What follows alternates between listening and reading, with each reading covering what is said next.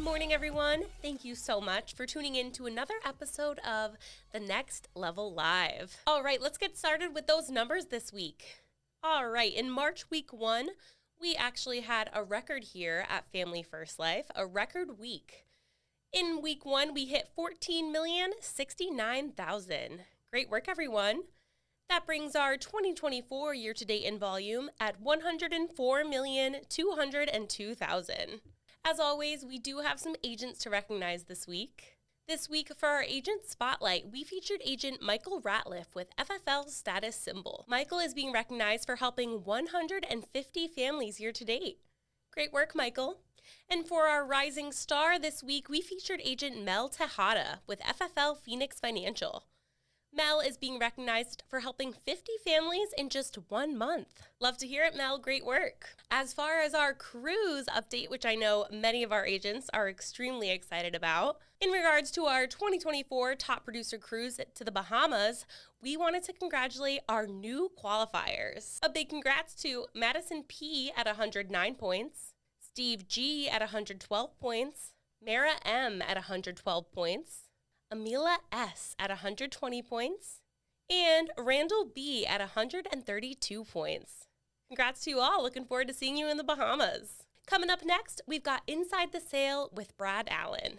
Enjoy.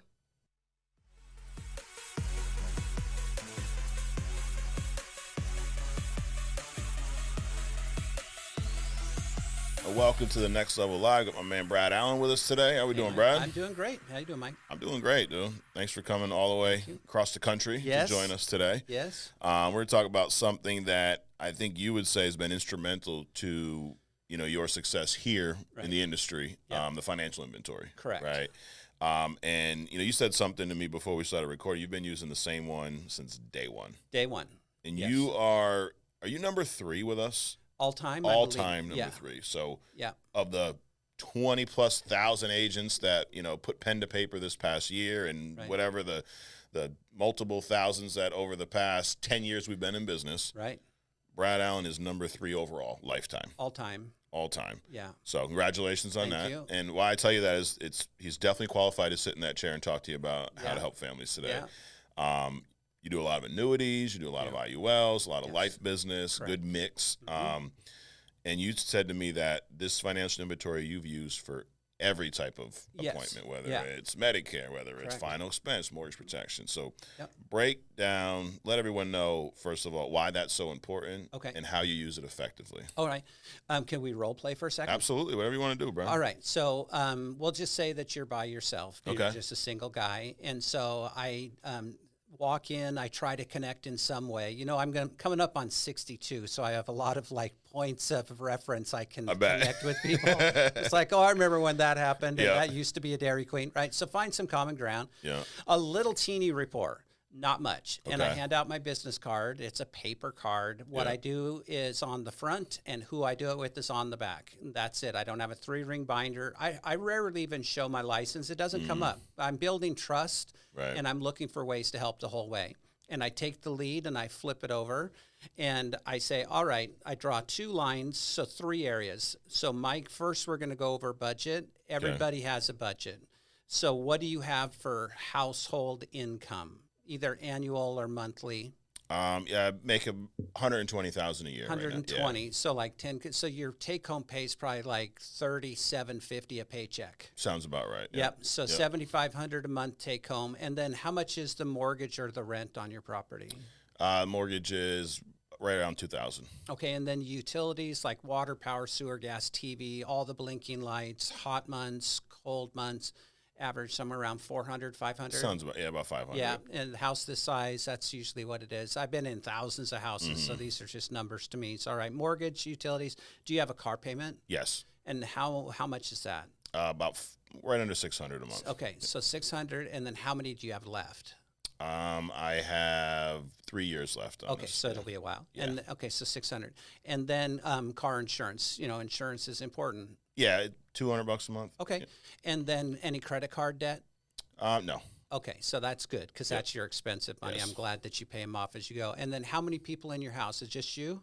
2 kids. 2 kids. All right. So it used to be before inflation, usually about $100 a person per month. So now I've doubled it because of it. So it maybe like $600 a month for food. Yeah, that sounds about right. Yeah, they eat a lot. So I'm a good guesser. All right, so $600 for food. How about cell phones? Yeah, we all have cell phones, so that's a couple $100 a month, about $250. And then any friends, family, church, any monthly recurring charity? Not right now, no. Okay, so then I add up all the numbers and I subtract them from the monthly income, and then let's say that I didn't do the math in my head.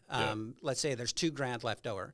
So all right, so Mike, I've sat with a ton of families, and most families I sit with, almost all actually, are perfectly okay with 10% of this number to protect the assets in the estate. So like you make 75, you spend 55, you got $2,000 left over. So 10%, $200, 15% at the most. So between $200 and $300. If I find something, that's your budget. Okay.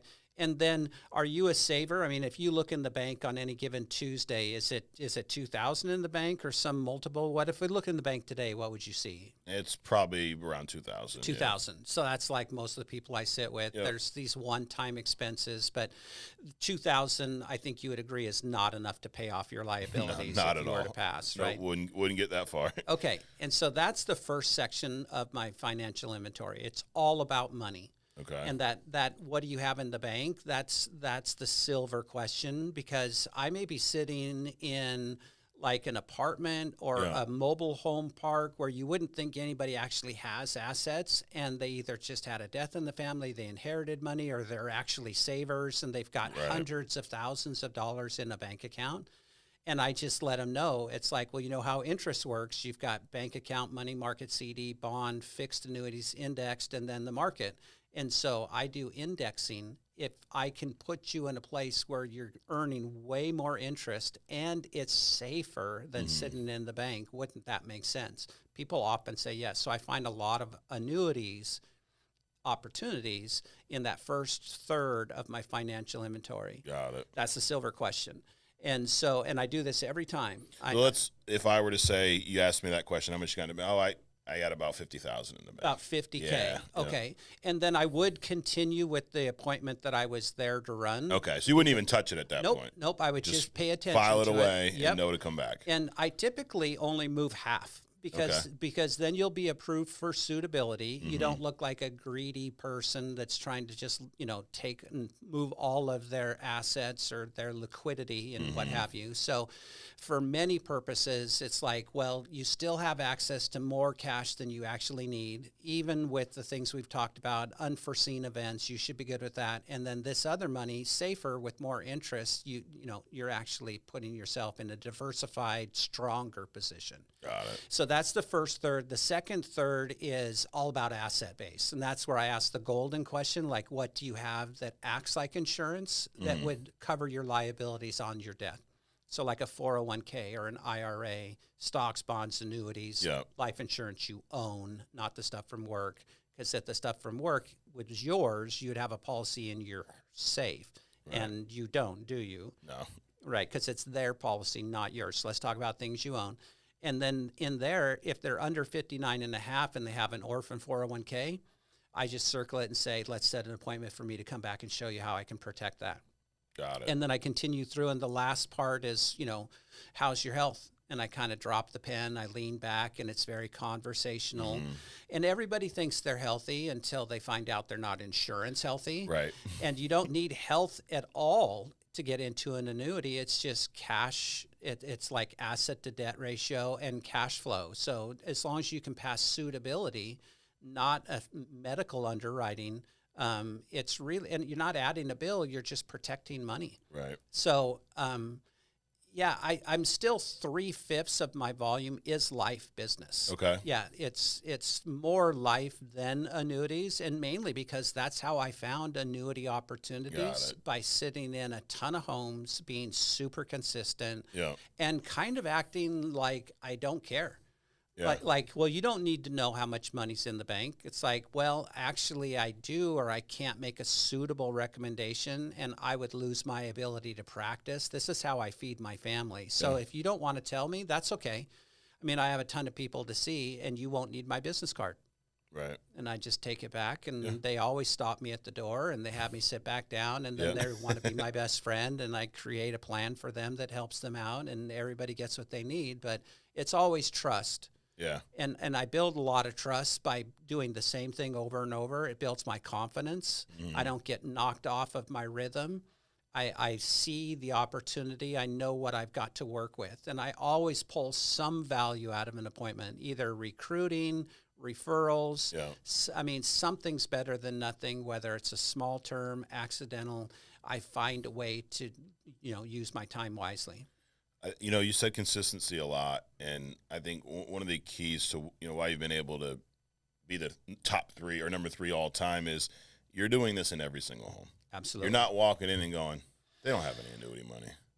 I don't need to do financial inventory. Right. He told me his budget already on the phone. Like, if you come in, I got a budget of $200, you're still going to go through that. Absolutely. Yeah, because, and I'm human, I make mistakes. It feels like I know exactly why I'm there. And then if I skip the process, it bites me every time. Right. Here's a perfect example.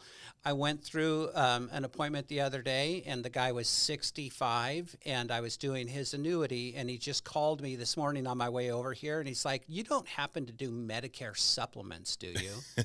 And it's like, if I'd have done my inventory the right way, then I would have identified that. And 2 policies in a house makes your that's your client for life. Absolutely. When they're looking at you for health and wealth, Yep. then they're a client for life most likely. So Absolutely. I use my entire license, always have. I mean, I've found a ton of annuity opportunities through Medicare, and I found them in final expense appointments. People that are like, well, I could pull that money out of the bank. Why would I pay $110 a month for a $10,000 death benefit? I've got more than that in the bank. And it's like, why didn't I stick to my process? If I'd have stuck to my process, I would have known that they have, $180,000 in the bank, and they don't need that much there. It's actually at risk. Leave 80 behind, move 100 over. They self-insured. You help that family. You didn't add a bill. That's a win-win. Yeah. And a lot of times you'll find annuities where you least expect it. Oh. Like I remember, Sean will tell you a story of a annuity found in a trailer, which was like several hundreds of thousands of dollars. See? And like, There you go. Never judge. And you walk in, there's no way this person, they're probably living paycheck to paycheck. But Right. they get a couple $100,000 in the bank somewhere. Absolutely.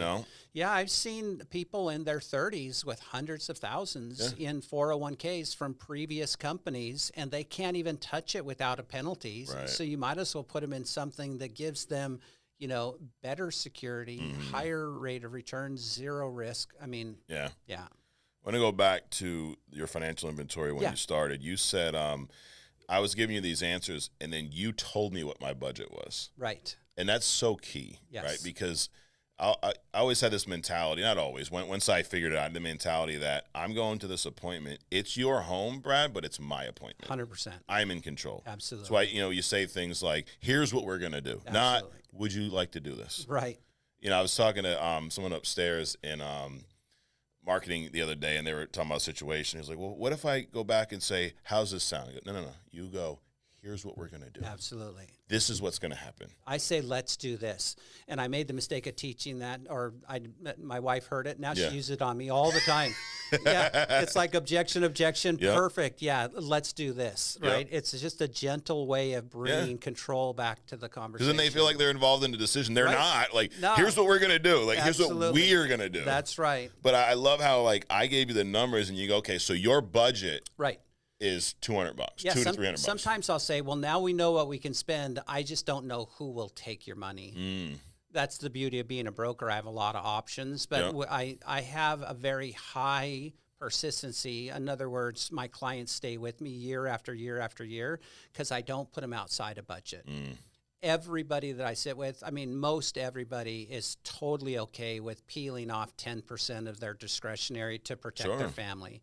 Be it legacy, income replacement, whatever, right? Not leaving a burden, leaving a paycheck instead for final expense. So it's hard to push back on 10%. Right. And that works for everybody. If 10% is $5K, $5, Sure. 10% is 10%. Yeah. And then it's like, people see that you care about them, and nobody likes to finish last. nobody likes to finish first, which really is strange to think about. I mean, they're perfectly happy, I guess myself included, finishing second with 1,000 people.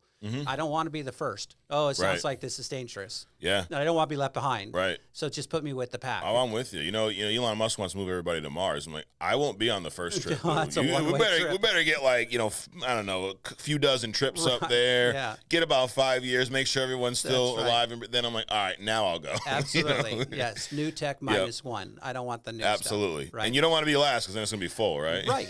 Exactly. And that's what I do. I'm super consistent.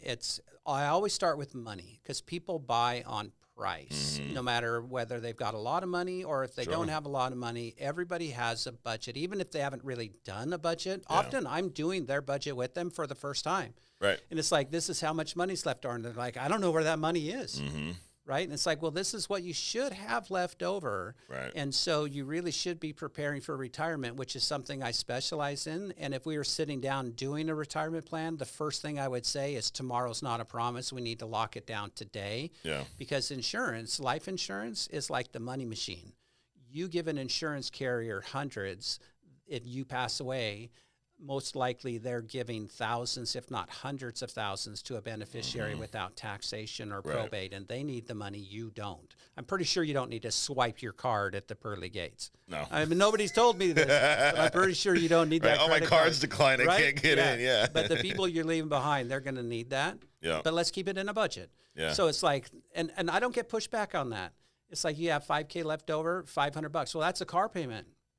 It's like, well, with your health, this is an investment grade policy that if you were to pass, your car doesn't leave behind hundreds of thousands. This does. Right. Right? Huge difference. Same price point, totally different amount of value in these two things. I get it. You need transportation, but you also need this to protect your estate. Most families' biggest asset is their earning potential. Not a boat, not a house, not a vacation property. If you're 30, you have 35 years to work at $100K average. That's $3.5 million. Your earning potential is worth way more than anything else. I don't protect houses. I protect people and assets, one of which is cash flow. I need to make sure your family's safe. And when you break it down like that, very factual, very to the point, very consistent, opportunities just jump off the page. Right. It's funny, we've had the financial inventory for almost as long as we've been a company. Right. We have tens of thousands of agents. Yes. Not all of them use it, though. No. Why do you think there's some agents? And some of them, they sell, whatever different levels. Sure. They're not number 3 all time. Right. Why do you think we have agents that refuse to use the financial inventory? This is just for me. When I saw the script, there was a dialing script, I was terrified to dial. Okay. And so the first time I used the script, and it just felt artificial. And I blamed the script for not setting the appointment. Of course. Which is like completely nonsense. But then it's like, no, I'm just going to be me. Yeah. There's only one me. I need to be genuine. I need to show that I actually care. And if I can show value, then I got a shot. But if I'm all over the map, I'm an IT guy by trade, so I love data. Yeah. And I can't see a deviation from a process that's not documented or consistent. So when I see that I do the same thing again and again and I get different results, I can look for where the defects are. But if I'm all over the map, there's no base that I can build from. Yeah. And so this is just in my DNA. Once I found something that works, my financial inventory is different than FFL's. Mine's way more verbose. Okay. Like when I ask about a car payment, I also ask how many do you have left? Yeah. Because I'm looking for premium. Right. It's like, I only have one more left. It's like, so that's $700. Yeah. Got it. Okay. Well, and this is $500 recommendation. You have $5K in the bank. So this isn't like a money issue. This is a value issue. And your car, you are perfectly okay with spending that money on. This is going to do so much more for your family. Let me show you how. Yeah. And then I go into an IUL, and it's just like illustrations equal applications. If I'm cracking my laptop, it's not to visit. Right. No, I'm writing an application because I just ran an illustration. Yeah. Illustration equals application. Absolutely. I'm not a quoting machine. Yeah. And I think there's also, I think it's uncomfortable early on because these are questions that are uncomfortable to ask. Like we just met and you're asking me how much money I have in the bank. right? Like that's pretty simplify it, right? Yeah. Now there's a process to get there. Sure. But here's the thing. If you do ask that question and you do get the answers, it's going to make your job a million times easier. Right. Because now you're never going to get the pushback if we can't afford it. Right. Or I'm not really sure. We just moved in. We don't really know our budget. Right. You're right, because like you said earlier, this is probably the first time, or at least the first time in a long time that this individual has sat down and gone through their budget. Exactly. Most people don't go through their budget. They don't. live paycheck to paycheck. Yep. They spend as much as they possibly can till that next Friday, right? Because they know they're going to get X amount of dollars next week. Absolutely. That's their budget, right? Yep, exactly. Their budget is, I know we got $1,000 left. Yeah, we can go out to eat, sure. Absolutely. And I get paid tomorrow anyways, and right? That's most people. That's most people. Absolutely. They need us more than they know. Absolutely. And that's how I see our job, is educating people. Yeah. And so showing the actual vulnerability within an estate sometimes can be a little embarrassing for people.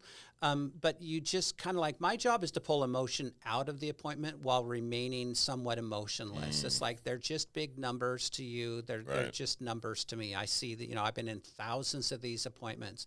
And when somebody won't share information with me, they don't trust me. Right. And if they don't trust me, then pull up stakes. It's over. Yeah. Because I can't get to value because they don't trust me. Correct. I mean, how do they not trust me, Mike? Exactly. You see this face? I don't know how they could not trust you. 7-Eleven lets me use their bathrooms. I'm like super trustworthy guy. Even the ones that are not for customers. I know, right? Yeah. So, I mean, but it's everybody's different. Yeah. So, but that's why I start with money, and I start with that silver question, because I'm doing a trust temperature check. Yeah. I want to know if they can afford the premium I'm about to recommend.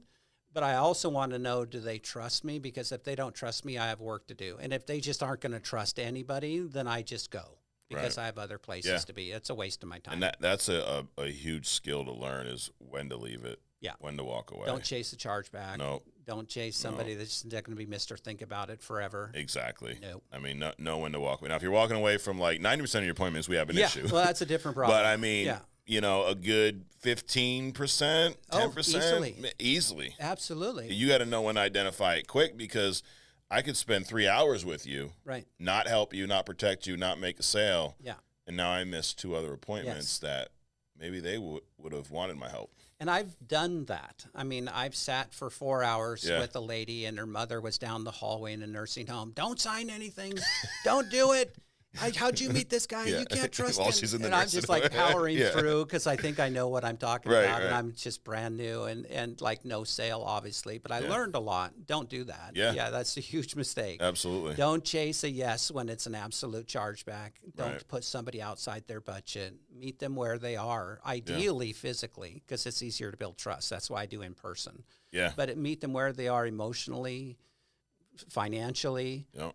And show that you care. I remember Paul McLean saying, "Don't be interesting, be interested." Yep. People don't care about how many letters behind your name. It's not about you. It's about them. And so as long as they feel that and that you're excited to do this and you have passion for it, you actually genuinely care, then it's kind of like the world's your oyster. Yeah. And I mean, and if you're not using it, it's literally like you have this toolbox. You got tools in there that are going to make your job easier, but you're like, you know what? I'll just leave that over there. I'm not really comfortable. I was a carpenter before this. You need a hammer to bang in nails. That's right. I mean, I'm sure I could probably stick a nail and bang the hell out of it with my hand. I mean, I'm going to be bloody, busted. The back of a screwdriver will work. It may go in eventually. Right. Or I go, you know what? There's a nail gun over there, Brad. I know. I could use it. It's uncomfortable, though. It looks dangerous. Yeah. But guess what? I could shoot 10 nails into this by the time you get one. Yep. Why am I not using it? And be consistent. Yes. And so it's very tempting when it's somebody you know or whatever. Something is deviating from your just standard appointment that you would go off script. And every time I go off script, and so maybe it ends up in a think about it, follow up, whatever. And then I hand it to my team for follow up. They're like, where's your notes? Where's the 2 lines with the $sign and the I for investment and the H for health? What am I looking at here? Right. I didn't need it this time. Yeah. It's like, you cut a corner. So there's nothing there. Right. It's dead. You got to start over. Nope. Absolutely. It's just redial. And that's I think my theory is why some agents don't use it is it's uncomfortable. And by nature, we don't like to get uncomfortable. True. Right? It's something new. It's different. I'm asking questions that are a little too personal. Like, we're in the business of selling life insurance. Right. You're going to have to ask some personal questions. Oh, for sure. We're going through your whole health history. You're worried about asking how much money he's got in the bank? In IT, it's PHI and PII. Private health information, private identifiable information. So I'm asking for social, I'm asking for medications, I'm looking for bank routing numbers and account numbers. I mean, this is some pretty sensitive stuff. Right. And you're concerned about asking how much my car payment is. Like, come on. Right? No, you have to be able to ask the questions or the answer's no. I mean, yeah. Absolutely. Got to push through that anxiety because it's not about you. Nope. And if I had been anxious and not asked the right questions and not helped that one family that I just recently did a death benefit for, then the lady would have lost their family home because I was timid. Right. It's not about me. But hey, you wouldn't have been uncomfortable though. Right. Right. And they would have been homeless. Yes. Yeah. So, and if you want to hear more about what Brad's talking about, check out the True Talk that we did where we break down that story. Yes. Very impactful. Yeah.